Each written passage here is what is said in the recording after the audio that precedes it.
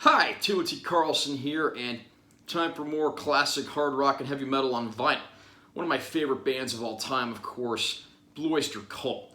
These guys put out some great, underrated classics over the years. You maybe hear about 3 or 4 of their songs on the radio, but that doesn't do their catalog justice. These guys have been making music for 50 plus years, and I still don't think they're planning on stopping anytime soon. Whenever there's an opportunity to get my hands on archival material, either like live or studio stuff from older bands, I jump at the chance. So when I found out that this was available, I knew I had to own it. This is Blue Oyster Cult, Live in America, recorded in New York, 1981. This is a concert recorded right before the release of Fire of Unknown Origin, one of their best known and most successful records. So we're going to do a quick unboxing of this, and I'll share my opinions on the release. Nice cover there with a photo of the globe and the classic question mark cross logo from the band. Back cover here's got the track list and another picture of the globe. Nice inner gatefold, but there are a few things about this release that make me a little suspicious, make me think that it's not something endorsed by the band officially. And you got an essay over here from... Actually, it doesn't even say who wrote that, really, so that's a red flag unto itself. List of the band members down there. Since this was before the release of Fire of Unknown Origin, Albert Bouchard was still in the band at the time, which is pretty cool. Nice photo of the glow in the middle there, and then you got your track list and songwriting credits there. But, there's a lot of typos here, and that's another thing that makes me really suspicious. Describing songs over here, they're talking about, Godzilla, and they misspell it as Godzilla. They left the A off the end of Godzilla. Another great big red flag about this. There are no pictures of the band.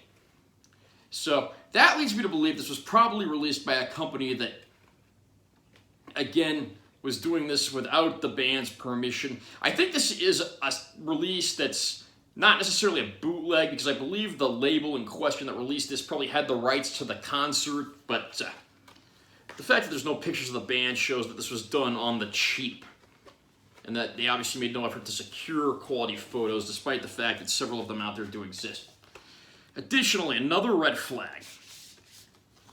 These sleeves that have the records in them, they're just ads for other releases from the label. I've actually done a review for that live rainbow one, although mine's got green vinyl.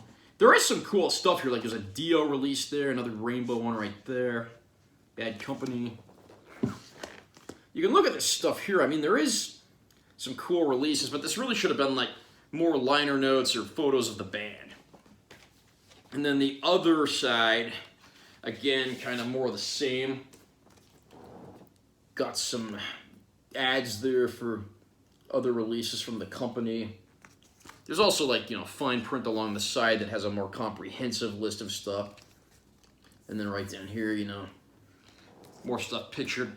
One thing I do like about the release, though, is that it's on this beautiful blue vinyl, and that looks absolutely gorgeous. Got the question mark cross logo on one side, and then the other side's got the track list for the disc. So, 2-disc album of live material, so that's pretty nifty. I'll read off the track list as well, since that's on here. Side A, Dr. Music, Burden for You, Fire of Unknown Origin, Joan Crawford. Side B, Veteran of the Psychic Wars, Hot Rails to Hell, ME-262. Side C, Don't Fear the Reaper, Godzilla. Side D, Born to Be Wild, 5 Guitars, Roadhouse Blues. Pretty nice assortment of tracks there with songs that cover most of the band's career up to that point. I mean, there are some eras that aren't represented. I'm really surprised not to see the song Cities on Flame with Rock and Roll on here, which was one of their early hits.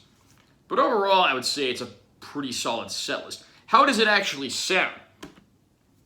It's a concert from the band's prime, so they're certainly on fire here. And the quality of the sound on the disc is pretty good. Unfortunately, there is a huge problem. There's a fade out between every single song, which completely kills the live feel of the concert. One of the things live albums do that studio albums don't is they create an atmosphere that, again, traditional studio recordings don't.